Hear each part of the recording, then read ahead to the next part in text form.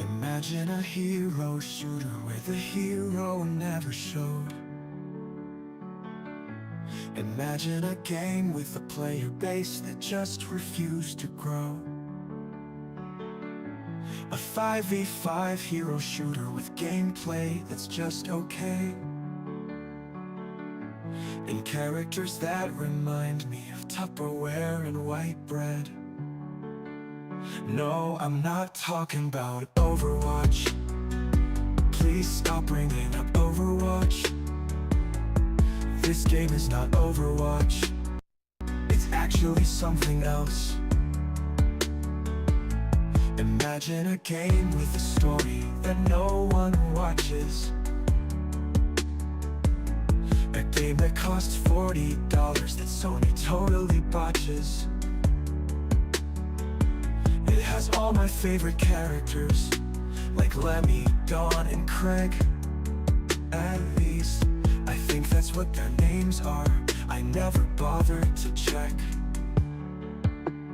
Concord like the grave, your legacy is safe as a game that no one played, and a price that no one paid. Boop-a-doop-ba, deep-a-doop-da, scoop-a-boop-ba, beep-beep-beep-beep-beep, phlegm. Concord was about as good as accidentally peeing on your own leg. Concord, we're here to lay you to rest. We know you tried your best. You copied so much cool stuff just to turn out lame in the end. I'll never forget my favorite moments, like when Hot Sauce Guy jumped. Remember when he jumped? That was really cool. A rat just ran by on my desk, and even the rat didn't want to play Concord, even though I blessed him with the chance. The $40 he could afford, but the rat just stared on in a trance. Rat, rat, rat, rat. Concord's dead. Rat, rat, rat, rat. Concord's dead. The Costco guys made more money than you. They were just on Jimmy Fallon too. Imagine Lennox being on Jimmy Fallon, because I literally can't. The rat on my desk is eating all my Cheerios and grapes, and also Concord is dead. Concord like the grave, your legacy is safe as a game that no one played, and a price that no one paid. Rat-a-ta-ta-beep-a-dap, skim, milk, the rat fleet, doo-da, doo-da. A guy said he really liked it, and then a bunch of rats ate his face.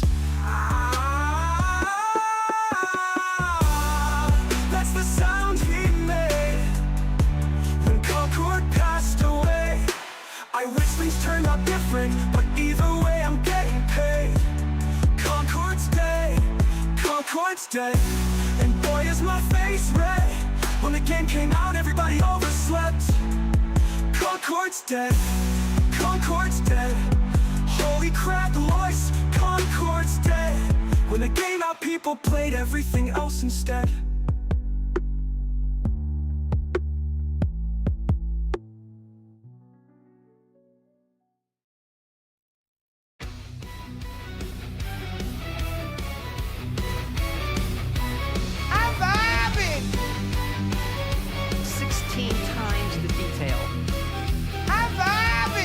Oh, Sony had a big old plan, state of play to wow the fans.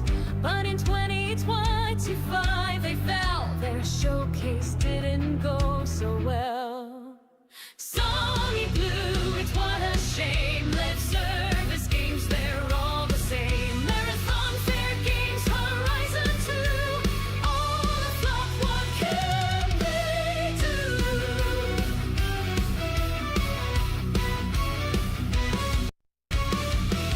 Marathon's a sci-fi bore. Plagiarism caused an uproar. Alpha tests, they got no love.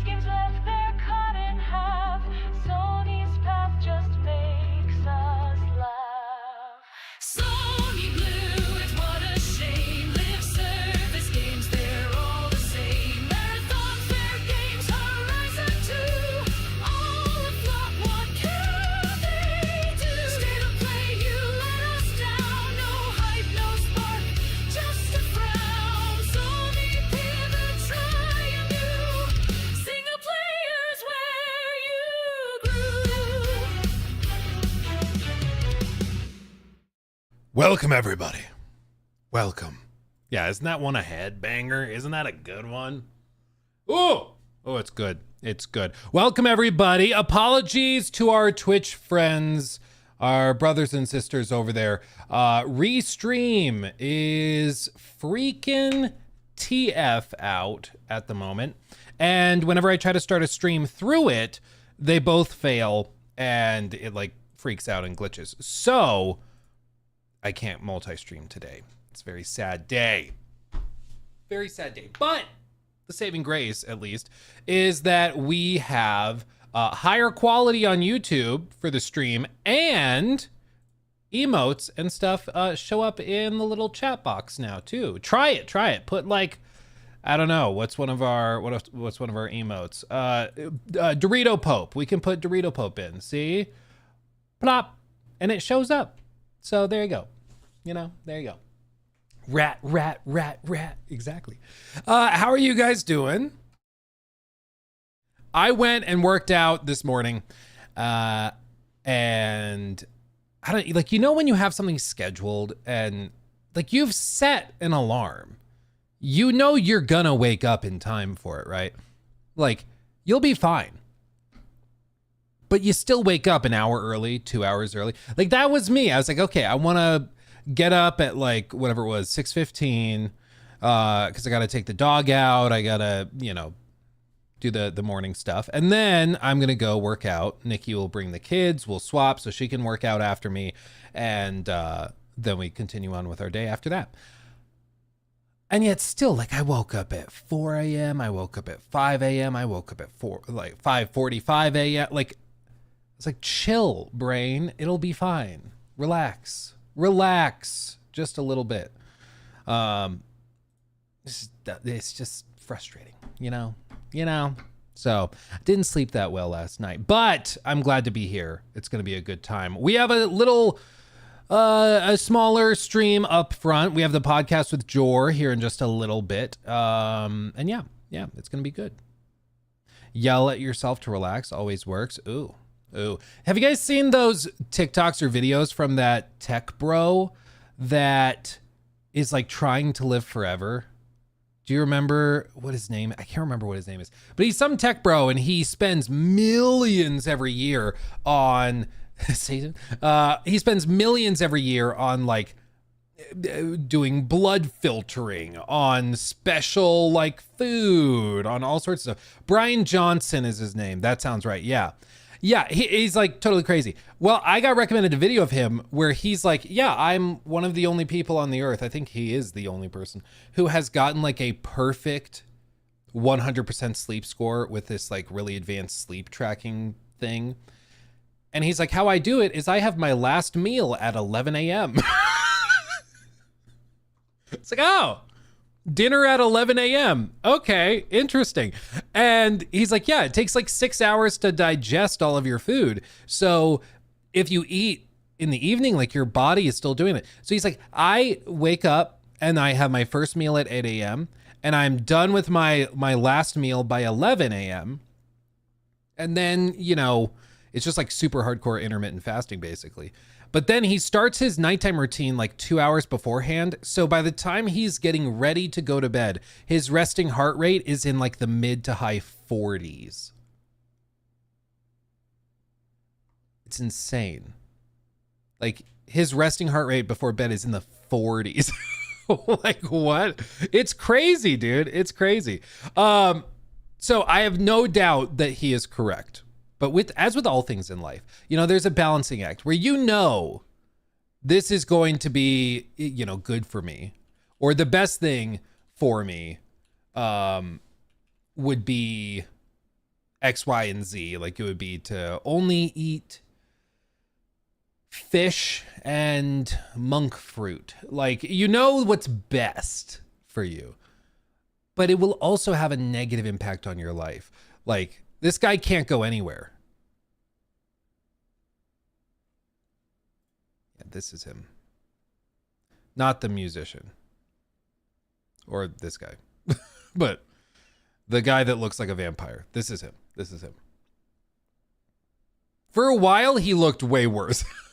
He was like, look, I'm basically not aging. And then he'd show a video where he just looked objectively worse than he did before. But now he's getting better. I think like he stopped experimenting with the really crazy stuff and started chilling out a little bit. But yeah, he was doing something like blood plasma replacement therapy where they like replace his plasma with the plasma of his son or something. Like, that's crazy. So anyway, that might be why I didn't sleep well, because I didn't have my last meal at 11 a.m. That might be it. Top Snack, thank you for the 10.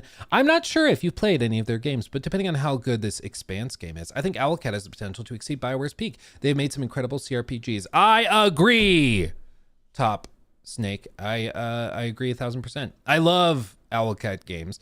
The fact that they are making The Expanse elevates my interest in it significantly. I mean, they know what they're doing. If you've not played Rogue Trader, I have a video I'm doing with them in the coming days looking at Rogue Trader because they have the like second big expansion coming.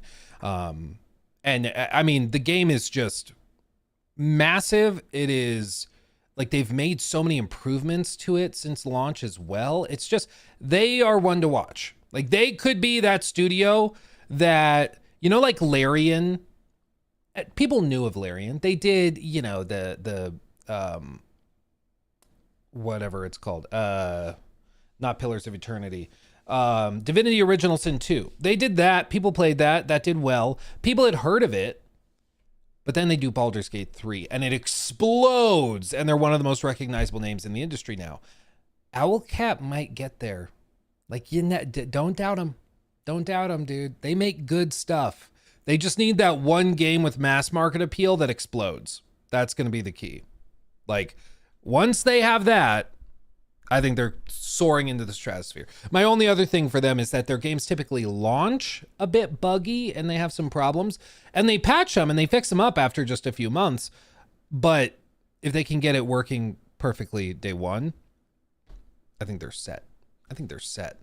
Another game I want to give a shout out to, one to keep an eye on, is The Altars. Reviews started going up on this just, I think this morning.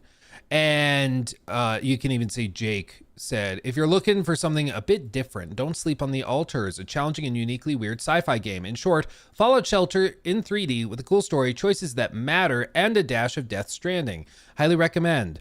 Basically, like, you build your base within this wheel contraption that drives you around.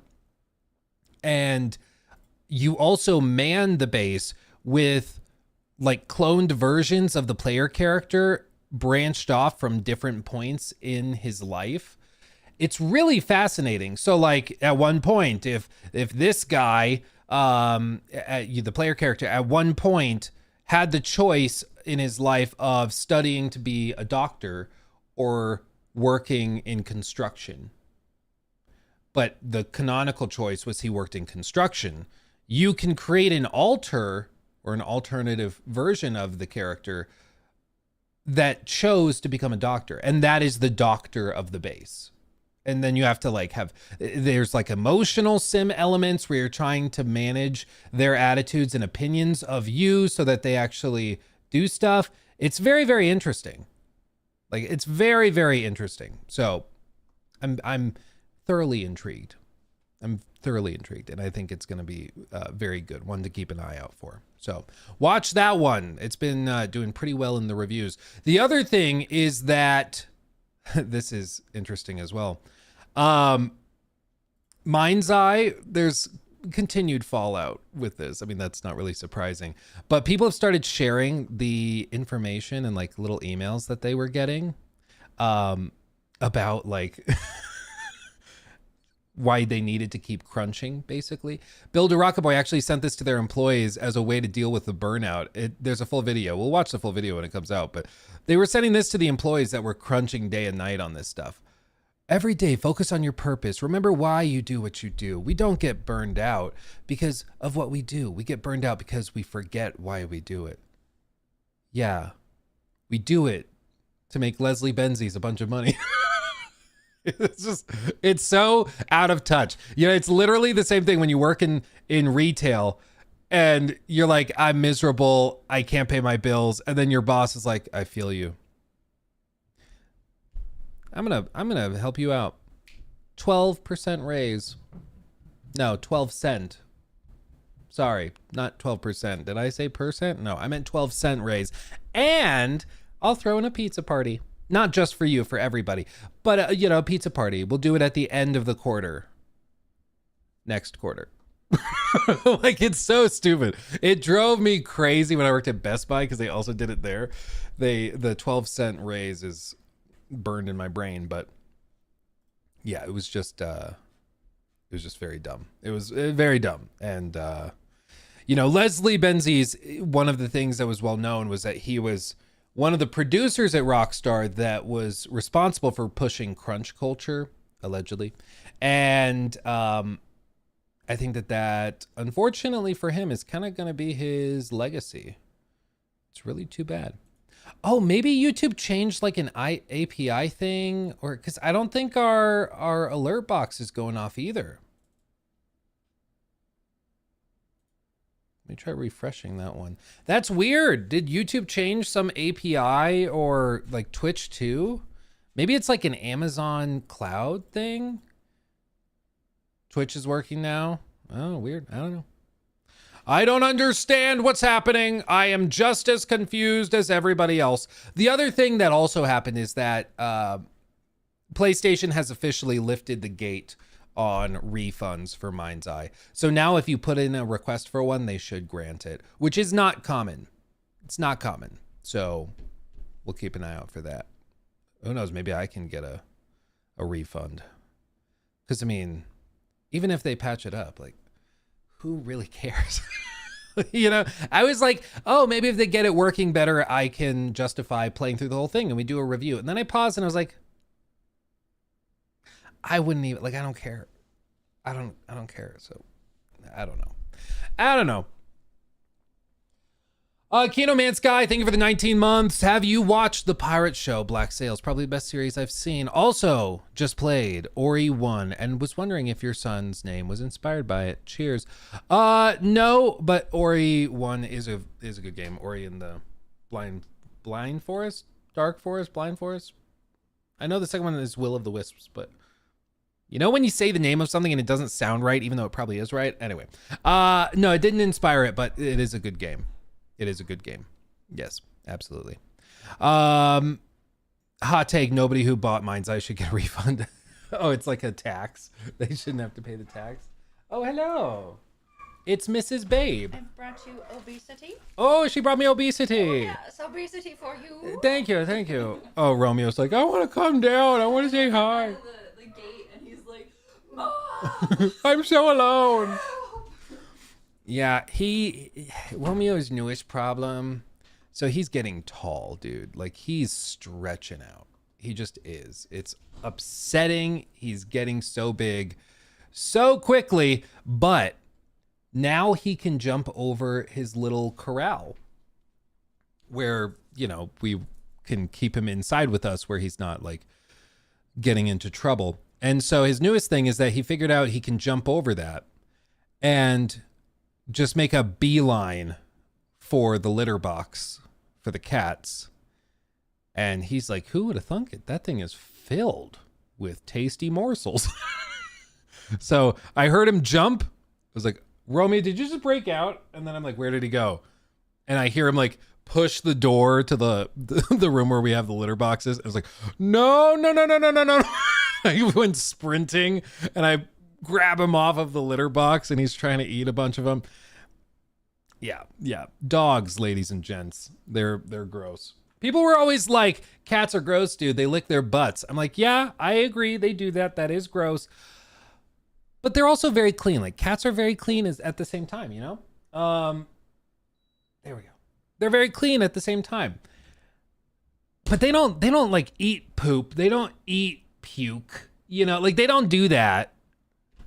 They can be gross, but dogs sometimes, man, you're just like, why did you do that? What are you doing?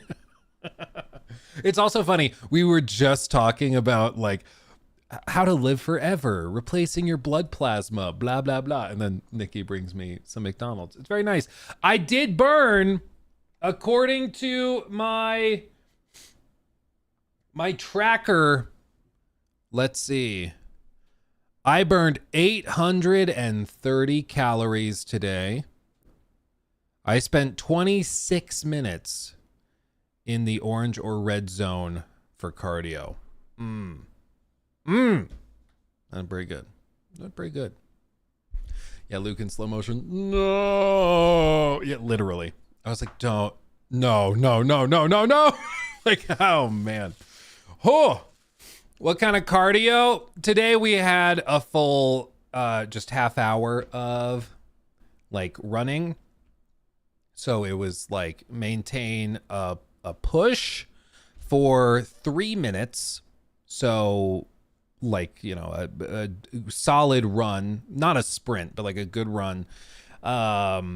And then go back to your base and try to hold that for a minute or 2 minutes. It depended on where in that half hour it was.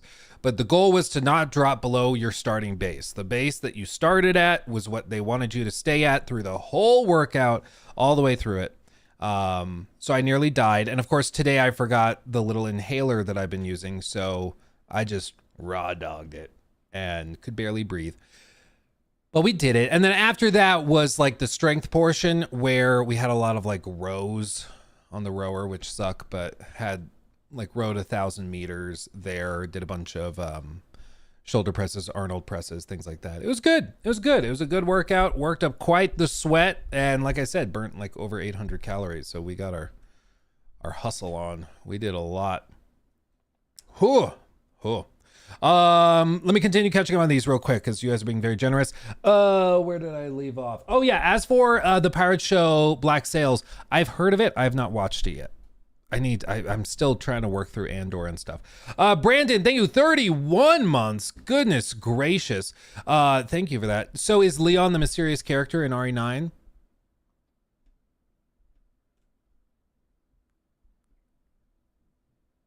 No. Probably not. I don't know. Kane, thank you for the 10. Thanks for calling out the Veilguard's embarrassing writing in your video. Do you think the Mass Effect team were solely responsible for Dragon Age Veilguard's 2-hour ending when it almost got good? That's what the article from Jason Schreier made it sound like. I don't know if that's actually the case, but it sounds that way. Also, everybody, I'm sorry, real quick. The text-to-speech stuff, all of the like API stuff isn't working right now. I don't know why. That's why we're not on Twitch, and it's why we're stuck here. Onimusha Game of the Year? Dude, keep an eye on Onimusha. That's what I'm saying. Keep an eye on Onimusha. I think... you know what I'm saying? You know what I'm saying? I saw that behind closed doors too, and I'm telling you, I think that one might be pretty good. Think that one might be pretty good. Hope Mr. Me is doing well. Dude, we all do. What a player. Jal Cub, thank you for the 5. Can you watch the IGN's The Alters review so I don't have to leave to watch it? Please, thanks from Northern Ireland. Also, if Borderlands 4 sucks, I give up. You just give up. I'm just, you know what? at that point, I'm done. I'm just saying I'm out. Dude, did you see this? They also announced Spaceballs 2. 38 years ago, there was only one Star Wars trilogy.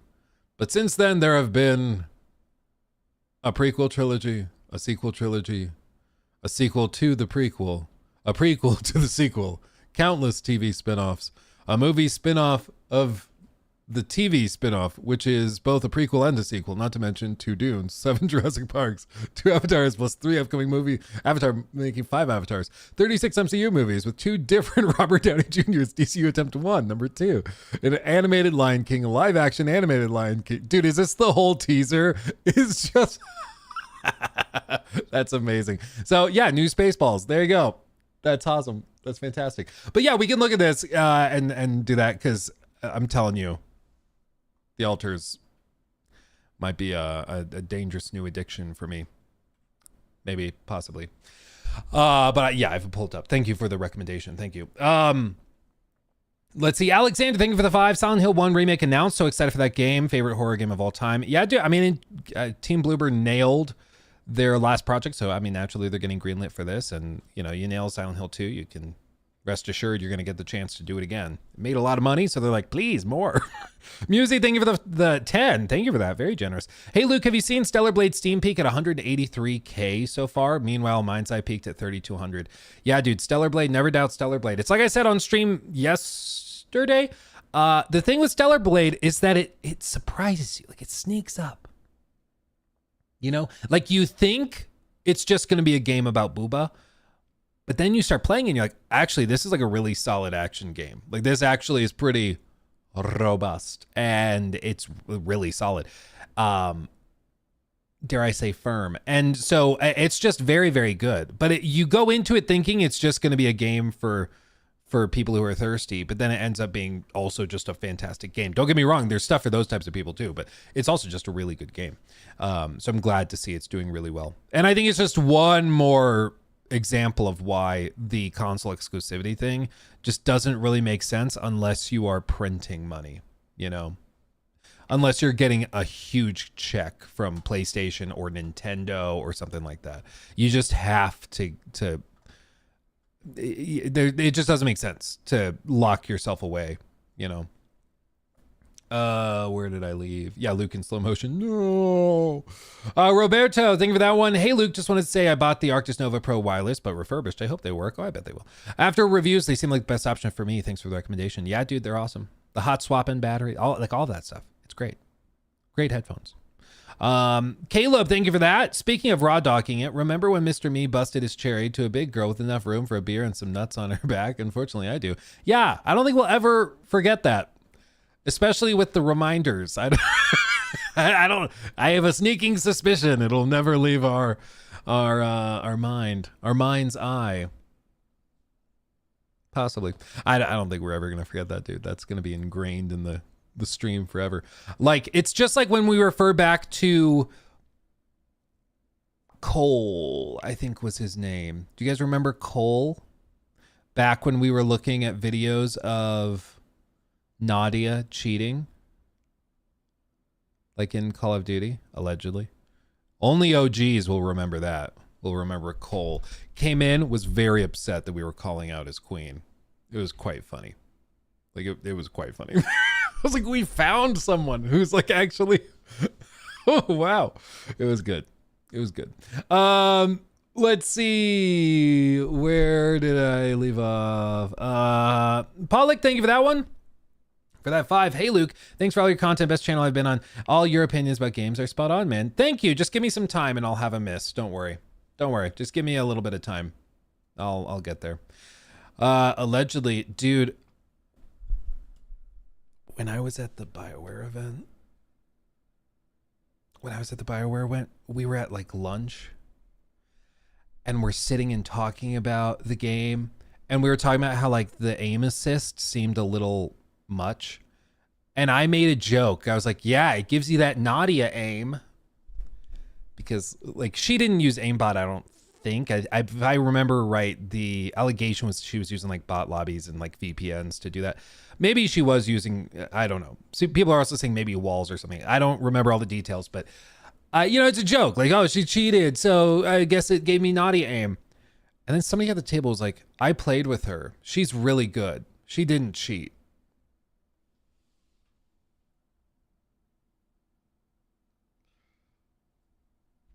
I mean, it was really awkward, dude. It was really awkward. But it was just like everybody at the table just, okay. And we just moved on. It was not worth getting into a tussle over that. But yeah, somebody there was like, no, she's actually really good and talented. How dare you? Oh, man. I have no idea where she even is now. I have no clue. Clara! I can't believe what this girl did. Clara! Get Clara over here. I'm gonna literally kill her in Minecraft. Let's see. Swerving Dude, thank you for the 10. Hey, Luke, did you see Paul Tassing running cover for Dragon Age again on X? Blaming gamers and influencers like Asmongold. As a gamer, if he just pulled up a Barv. I'm not sure what that means. I would forgive him. I think, I mean, I'd have to see the exact tweets. I think that to a certain extent, like the power of somebody like an Asmongold or, I mean, any streamer or YouTuber really, is that they are able to amplify something. You know, it's really hard for a content creator to take nothing and turn it into something without it eventually going like and being revealed. You know, like all of those people that were trying to craft and create this like hodgepodge scandal for Kingdom Come Deliverance 2. They were trying to get that canceled. They were trying to get like Split Fiction canceled, and they were calling that all sorts of names. Like they were going after all that, and it didn't materialize, and so it just kind of fell apart. They also were trying to do it for Monster Hunter Wilds and stuff. It was just stupid. But what, like the power of somebody like an Asmongold is that if he finds a cringy clip, he'll watch it on stream and it'll go viral. You know, like it's not that complicated. You just, hey, look at this terrible writing. You watch it. That sucks. And it goes viral. It's not the streamer's fault that that's in the game. You know, if you give them material to work with, you shouldn't be surprised when that's what gets discussed, you know? Like, and with Veilguard, the thing was that they were very selective with what they showed, to whom, and when they showed it. And they hid away a lot of that stuff that was cringy and that people eventually disliked.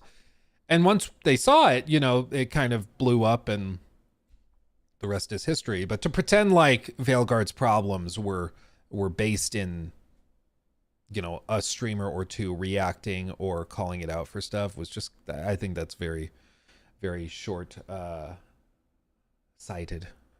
Very reductive, you know, very reductive. Because if the game were really good, there wouldn't be anything to you know, make clips on. Asmon did a clip where every choice ended in his character being called trans. Oh.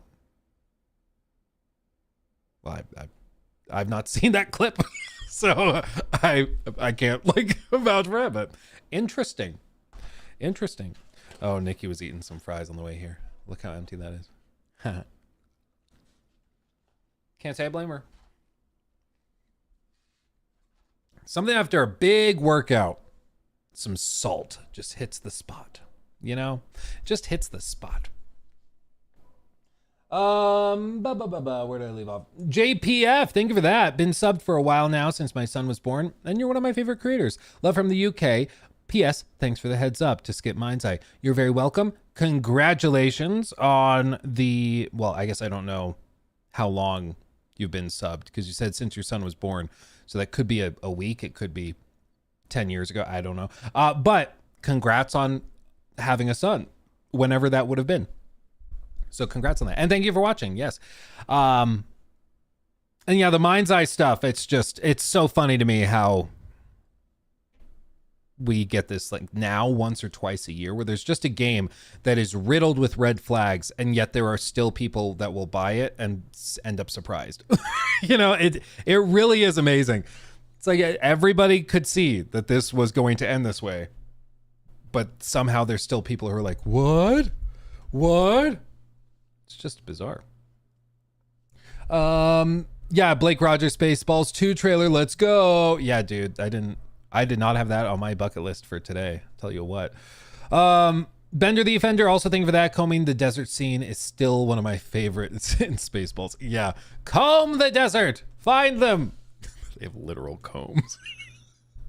They just don't make those kinds of movies anymore that are just like stupid funny. You know, it's just dumb, but it's a good time. It's a good time, but it's dumb. It's mad dumb. Tell you what.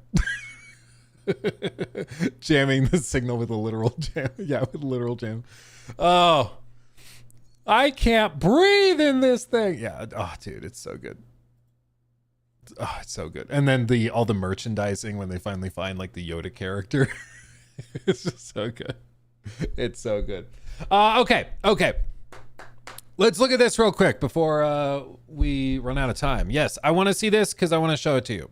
That's That wasn't very clear. I want to show you this because I think this is going to be really cool. New segment. New review for a game that's probably gone under your radar with all the Mind's Eye stuff going on. The Alters. This is a game that was initially revealed maybe like a year or two ago. I remember, or maybe it was even at the Game Awards. But this is a very interesting game where basically 2 years ago it was first revealed. Yeah, look at this. But effectively, you go and play as this guy stranded on like a space station is what it initially appeared to be.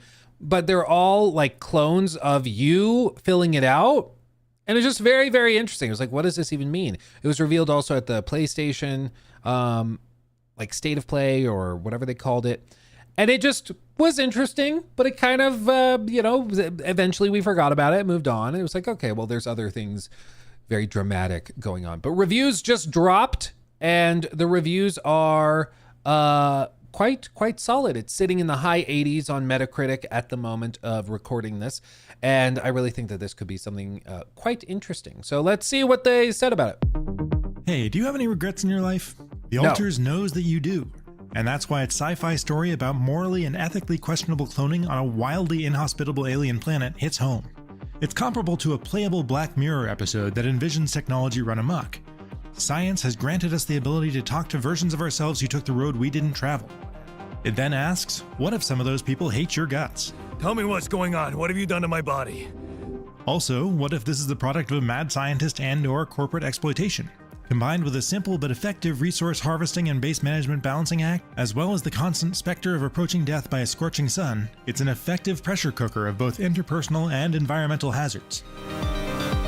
Basically, it's Fallout Shelter meets sort of like an emotional friendship game where like you have to manage the relationships with your crew members, which are different versions of you. And you have to keep them productive and, motivated and all of that.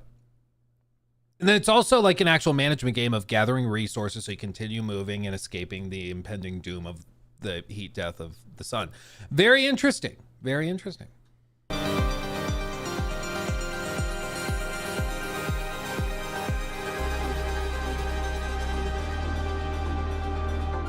When Jan wakes up to find he's the only survivor of a crash landing on an uninhabitable planet, the Alters immediately sets an isolating and eerie tone. This planet is remarkably and literally otherworldly, and those splashes of color and distortions are created by this universe's brand of unobtainium called Rapidium. Kind of reminds me visually a little bit of like Control. Control mixed with Returnal, mixed with maybe like a little Death Stranding. I like the vibe. That striking feature on the horizon is the expedition's mobile base. There's a palpable sense of urgency as you scrape together enough resources to survive and get the base moving before the sun comes up and broils the surface. It's not difficult to extract enough organic resources to feed Jan and fuel the base. It's kind of a light version of resource games like Satisfactory, but you do have to keep an eye on the clock to make sure you're not overworking Jan or exposing him to too much nighttime radiation. The planet's surface is also littered with radioactive anomalies that are initially all but invisible until you're right on top of them. So navigating this maze-like map has a fair bit of tension to it, even though there are no actual aliens trying to eat you. Soon you develop tools to make those anomalies easier to deal with what feels like a Ghostbusters proton pack. However, it pretty quickly throws new and unexpected types at you that mess with your perception and make you approach them in different ways. That kept me on my toes. When you enter the base, the Alters shifts perspective to this diorama-like view. That instantly gave me XCOM or Fallout Shelter vibes, except here you can actually run around as a character within it. I tell you what, guys, I love these kinds of like sim management games. So I dig this. I dig it.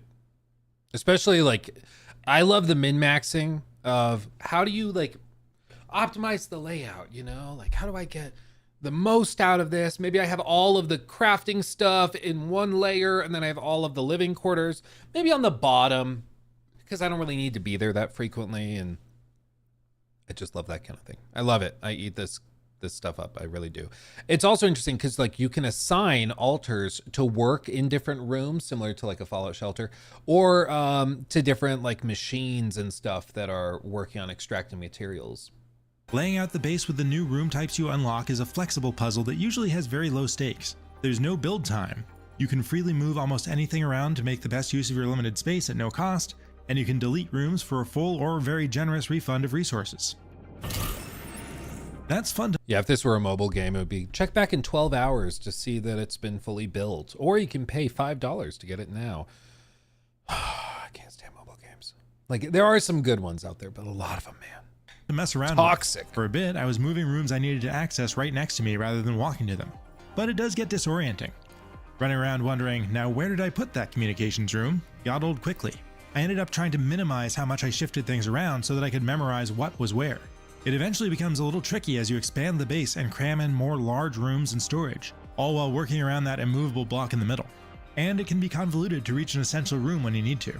But being able to basically start from scratch whenever you want to means it's never too frustrating. Well, and to a certain extent, it's like you made the layout that you have. So like you literally can't blame anybody but yourself. You know, at some point it's like, I don't like the way this is laid out. You laid it out though. Yeah. One of the first and most important rooms you'll build is the womb, which your ethically questionable corporate middle managers tell you to set up to kick off the altar's big experiment. The Rapidium's there. Use it. Make more versions of me. Combined with Rapidium and a quantum computer that reaches into a map of Jan's formative memories and stimulates the life he would have had if he had made different choices, it creates clones of him with different specialties and philosophical differences. Do you, remember your name?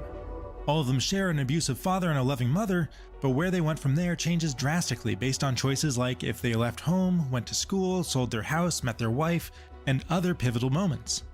Yeah, it's a little silly at times that each version of Jan has different hair and a unique way of speaking, but it's a fun idea to think about and a great and novel way to explore these characters. Alex Jordan, the actor who plays all the Jans, is clearly having a good time finding ways to set them apart. Are you getting mushy with me? What? No. It reminds me of Tatiana Maslany playing clones in Orphan Black. This is a nice restaurant, isn't it? Yeah, 5 stars. I eventually created 6 clones across the 30 hours it took me to complete the third act, which is not all of the possibilities. You have to play through at least a couple times to meet the rest, and I'm looking forward to another run where I know all the goals in advance and can optimize my approach to gathering resources and unlocking new technologies. This turns the altars into a management game of assigning your team of specialists according to their strengths, but you rarely have enough people to do everything you want as efficiently as you'd like. Great. Why don't you just hand us over for experiments already? Some of them are essential for every playthrough. You need the scientists to unlock any new technologies, for instance. I have news about the anchor blueprints you asked for. But most, I don't think I've seen a resting animation like that in any game. technologies, for instance. I have news about the anchor blueprints you asked for. But most, like the Like it's a very human thing, but I don't think I've ever seen that before. That's good. Doctor of the Guard, are optional, and choosing them will make playthroughs at least a little bit different with their unique production bonuses and personalities. It's amazing how different we are. Here's a small thing. I do wish the menu for selecting a crew member to work a job would list where they're currently working. I always had to back up a step to make sure I wasn't taking someone away from an essential role, then go back into the menu and reassign them. Managing your relationships with your Yeah, that's one of those little like quality of life things that can be patched. And it's often like a lot of these devs have been working on these games for like 4 or 5 years. So they just get to know them like the back of their hands. And it's, you know, when you're really up close to something, you kind of lose sight of the bigger picture. And I think sometimes devs can just be like, oh yeah, I guess if you don't know like the back of your hand, some of these little tricks or little nuances, yeah, you might not see that. But it's always funny to have like little stuff like that stands out. Like with Claire Obscure, I was like, one of the things I would love to see is if you could have loadouts for the party, like different weapons, different armor, or just cosmetics if you wanted to distinguish it that way. And then also, of course, most importantly, different Pictos and things like that. And Lumina, that would make a big difference in Expedition 33, being able to swap to different types of damage depending on the boss that you're fighting instead of having to do it manually. I wouldn't be surprised if they update the game eventually and add that type of thing. You know, there's just little quality of life improvements that can be made, but this is just another example of that. Your altars is partially about satisfying their basic needs with good food, enough rest, and some entertainment, such as gathering to watch one of these legitimately funny live-action sketch comedy videos. Have you ever noticed how often we Finish each other's sentences? Yeah, we have lived together for way too long. Right. I feel like we've probably had Every conversation two people can have. right. So we Always know what the other one is thinking. Right. But it's also a game of getting to know which yawns That's value good. compassionate responses and which will thrive with some tough love and bluntness. You have to read the room. Well, if you put it that way, I can try. Some of them have self-destructive tendencies that need to be kept in check. They'll work fewer hours if they're unhappy, and can permanently die if they're abused or left to their own devices. In the first act of the story, it's easy enough to keep the peace, but naturally that can't last. As wrenches are thrown into the gears of your plan to escape this planet with a stockpile of invaluable rupidium, you're forced to make legitimately tough moral decisions, and no matter what you choose, some of your alters will strongly disagree. There may be a way to get through it optimally, but from what I've seen, it's very much a Kobayashi Maru, a test of how you deal with a no-win scenario. We need a cure now. What's your call? Oh god. Let's go for Maxwell's recipe. The altar certainly cuts corners with how it tells its story. Anything that isn't a one-on-one conversation between Jan and an altar is shown as a storyboard with a voiceover rather than an animated cutscene. And the few characters who aren't clones are obscured by static in the transmission from Earth, so we only hear their voices. There's, this is one thing that we've teased some games for, like Redfall. I remember when we got to Redfall and then they literally just didn't have cutscenes. They didn't have any real narrative stuff. It was just all still shots or still like poses and camera moves. Like, we poked fun at it. Don't get me wrong. I think my standard is, obviously those are cost cutting measures. That's what the goal is like, hey, we'll save money by not having to motion capture all of the scenes. It's just not that important for the game, so we just won't do it. And I think that that's fine. Generally, it has to do with like price point. It has to do with production, like budget and quality, how it's been marketed, all of that stacks in. But in this case, with a game like this, that's like a management sim and stuff, if they're doing occasional cutscenes that are, that are not motion captured, I don't consider that to be the end of the world. And like static for some characters you're just on like phone calls with, I'm not particularly perturbed. That sucks. Some lines are recycled often, like when you present an altar with a personal item you found among the wreckage of the crashed ship to butter them up. Is it me, or does it sound a bit artificial? But it does a lot with a little in that respect, and very effectively gets across the moral dilemmas, relationships, and mood. There's even a musical performance where all the Yawns collaborate on a song, and it's only a little bit cheesy. Let it take you with its flow. It can't be as cringy as like that one ending in Detroit Become Human where all of the androids stand together and like start singing, hold on just a little while longer, and all these robots are singing, and then like the president of the United States is like, stand down. That one was stupid. That one was really cringy. That one was tough to watch. Thankfully, it was kind of tough to get to as well, but yeah, it was pretty bad. It was pretty bad. It was pretty bad. Every time you move the base to stay ahead of the sun, you'll come to a new map, and each one of them is a visually distinct alien landscape and a maze of interconnected pathways to explore in order to open up the way forward.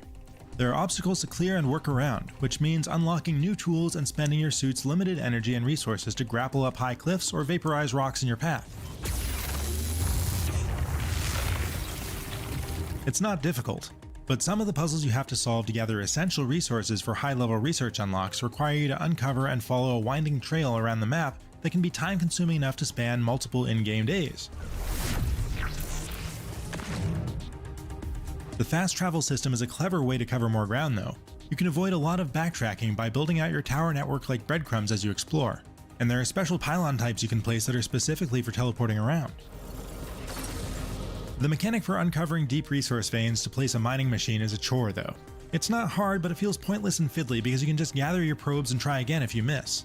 I suspect that at one point in development you had to spend resources to make them, but that idea was probably scrapped and the cost was removed. All it consumes is time, which is a precious resource, and it isn't a very entertaining use of it. There are other hostile environmental hazards that can mess you up too. The altars very quickly reminded me of developer 11-bit's other recent game, Frostpunk 2, with its occasional magnetic storms that make venturing outside for resources all but impossible and force you to rely on your stockpiles while you race to repair escalating damage to the base. Things like that keep the pressure on and force you to consider taking measures like making your team work overtime hours, and prevent you from putting too much of management on autopilot even as you unlock more automated resource extraction tools. Multiple times, gathering enough resources to move the base came down to the wire. I had to be ready before the sun caught me, and I made it out by hours, not days. Okay, Oh, baby. this is not good. Yeah, roll over that. The Altars is a highly atmospheric sci-fi character study of one man who meets the effects of formative choices he's made throughout his life face to face. Managing Jan's relationship with his alternate selves while extracting enough resources from a hostile alien environment to survive is a balancing act on top of a balancing act, and it cleverly builds up the pressure over the course of its story. Exploration of these barren but eye-catching maps presents a series of puzzles and threats without resorting to blasting aliens, and the conversations and moral dilemmas that arise from Jan's clones are a novel way to approach a game like this. Mark my words. It's downhill from here. It's clearly not a big budget game with resources to throw at things like cinematics and character models, but it does a lot with a little to tell its story effectively. And isn't that kind of refreshing, though? Like, of course, there's standout games that are phenomenal, like Clair Obscur, where, you know, they presumably didn't have the world's biggest budget, and yet they still managed to pull it off. But the reason why that game is so exceptional is because it's just that, an exception to the rule. And in this case, like, I don't know about you guys, I'm getting kind of burnt out on like the massive budget. Like everything is 100 hours. Everything is about just grinding out just nonstop slop. So having more experimental, like weirder games, I like it, dude. I'm here for it. I like weird. I like weird. That's the key. Keep it weird. Keep it weird.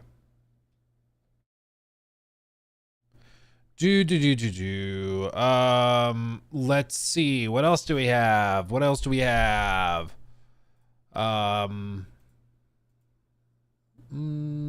yeah, Mind's Eye dropped an update on their goals. Ooh. Clipped by American Truck Songs 9. Mind's Eye Studio just revealed its June roadmap for fixes. Update 3 isn't due until the end of the month. Not sure this addresses some of the more fundamental complaints. Complaints is I think what he meant. About NPC behavior and the like. Performance not chugging will be a big start though. And specifically they say, we're sharing insights and actions from the last 24 hours. We're heartbroken that not every player was able to experience the game as intended. Our priority is to optimize performance and stability so that every player across every device can enjoy an equally high quality experience. I mean, I don't know how heartbroken you can be when, again, like you were intentionally hiding the game from people. You know? Like you chose to not send out review. The really weird thing, which is quite a coincidence, quite a strange development, is they did not send out review codes to anybody. No outlets, no creators, nothing. But they did manage somehow to find enough codes to send them out for sponsored streams and videos. It's weird. It's weird. They didn't have any other codes laying around, but they did find the codes for sponsored stuff. Weird. This is a little weird. Whatever. Jor did this. Oh, do we need to tease Jor? Did he say it was stunning? I haven't seen it. Jor, are you in here? What did you think of Mind's Eye? What did you think?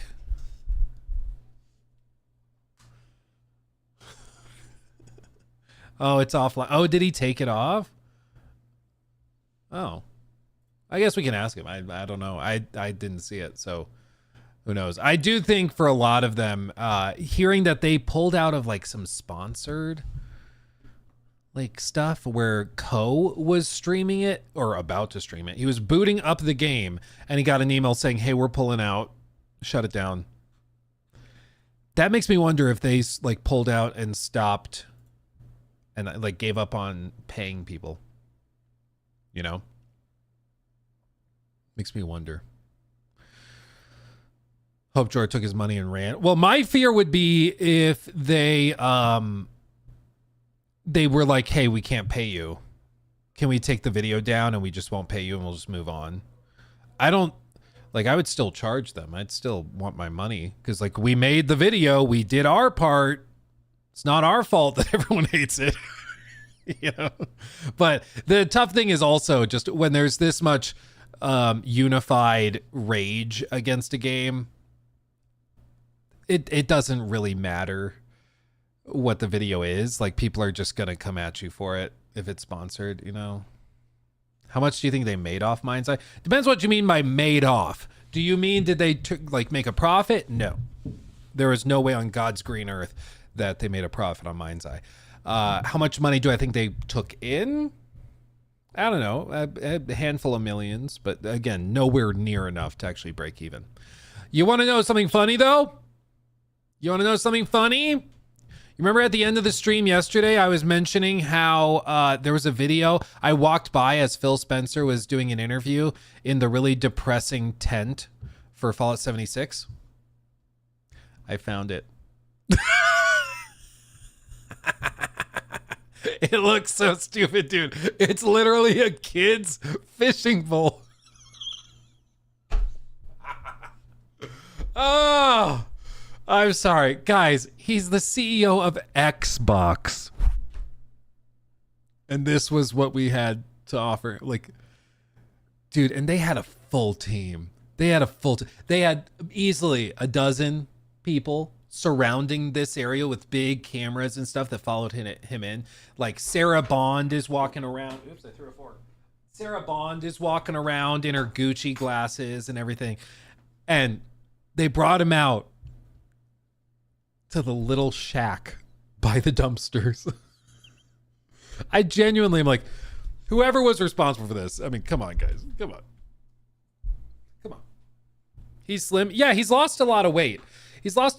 I think I saw him last year walking around, and compared to this year, it looks like he's dropped like 50 pounds. Like he's lost a lot of weight. I hope it's because he's just like getting healthy and everything. Maybe it's Ozempic, who knows?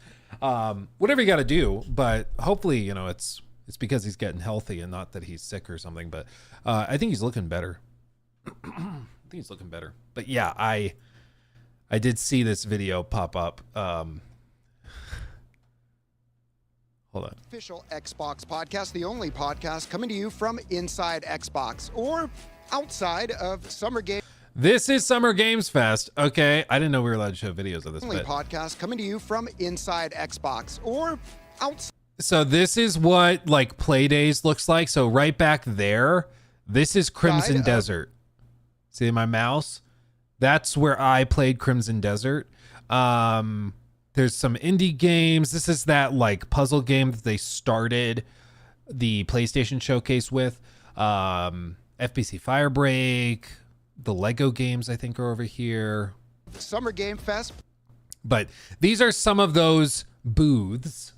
And this is in the big shared room. And then the big guys like Capcom, they have like their own building. Level Infinite, they've got their own building, like, you know, bigger than this, but they have more private showings. So like when we saw Resident Evil, it was in a totally separate building that was just for Capcom. And then Xbox, Play Days, you'll see in a second. Fallout 76. This is what Xbox did.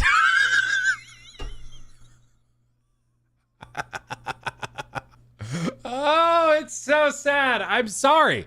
How am I supposed to pretend like it's not the saddest thing I've ever seen in my life? It's just crazy, dude.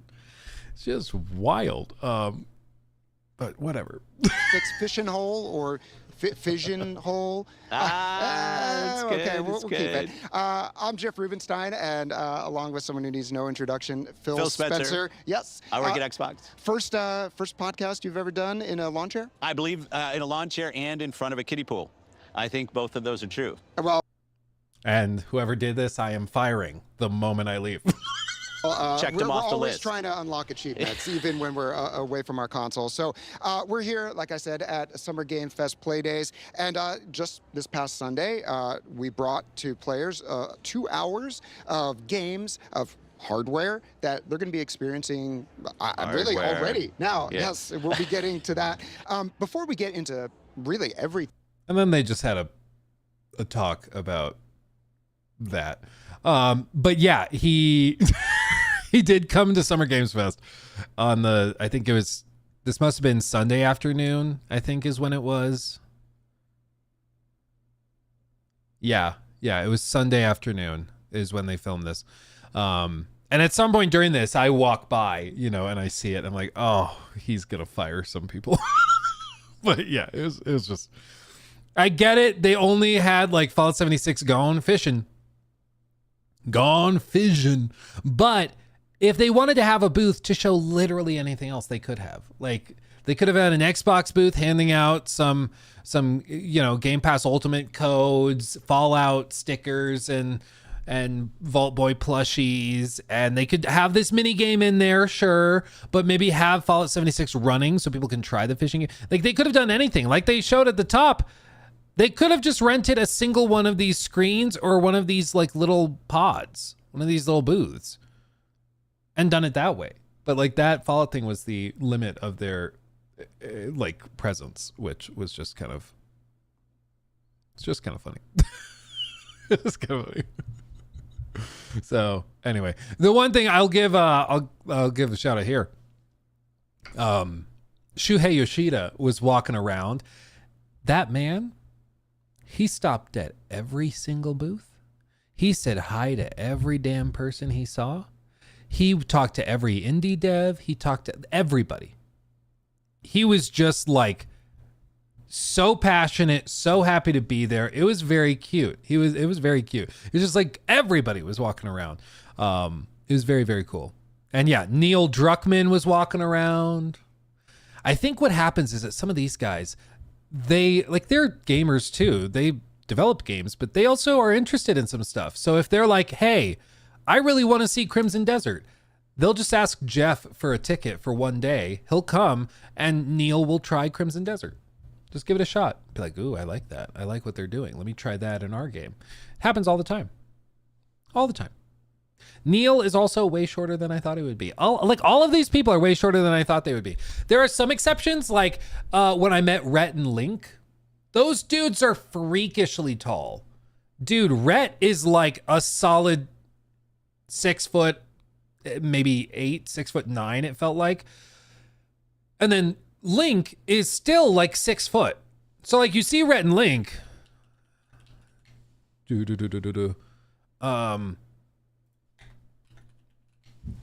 see. Yeah, like you see Rhett and Link standing and they look like, oh, maybe he's kind of close to him, but he's also a good bit like shorter. So you're just not expecting it. But then live on VidCon, is this going to show them standing up? Yeah, you don't realize that he's also like 6 foot, 6'1" or whatever. So like I took a picture with them and my head is like right here. Like, okay, not right there. My head's like right here. I'm not 4 feet tall. But very rarely am I surprised with somebody being way taller than I expected. But in gaming, it feels like everybody is shorter than I expected them to be.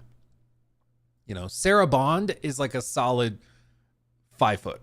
Like very, very tiny. Phil is also very tiny. Neil is very tiny. I don't know about Corey. Maybe Corey's a big dude. I don't know. It doesn't matter. It literally doesn't matter. But it just surprises when you see somebody interested, like that you followed and you've seen their games and played their games and seen them in interviews and stuff. And then you see somebody, you're like, oh, that's actually them. But it's just interesting how your brain mismatches, Now, Todd, that's a big dude.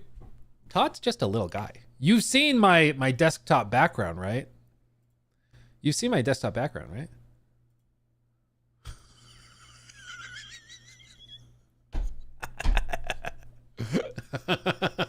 It's like my favorite picture ever.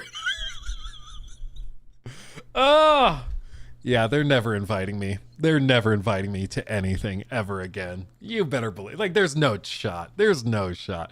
And I don't care, dude. I don't care. Oh, it's funny. I turn on my computer and then Todd's just peeking out. Hello. Oh, man. Is that how I feel when I see Luke? You see me out in public and you're just like, damn, he's thick. That's probably what you think. He's got bazungas. Pop. You know?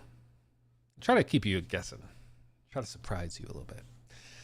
You know, I didn't even see Todd. Oh, I don't blame you.